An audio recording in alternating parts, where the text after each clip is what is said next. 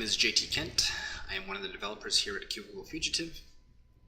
In this video we're going to be talking about how to organize pages and rearrange pages within the Sitefinity CMS. So let's launch the project and begin. To pull up a list of the pages, click on the Pages tab at the top.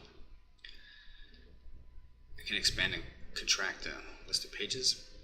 We can use drag and drop functionality to move the pages up and down like so.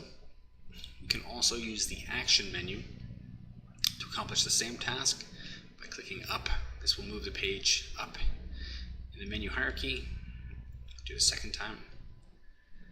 We can take pages out from under one parent tree to another. We can do this under the Title and Properties tab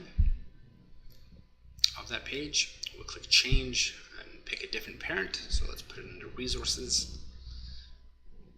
Clicking Done and then saving these changes, we will have now moved the Testimonials page out from underneath the About section and moved it underneath Resources.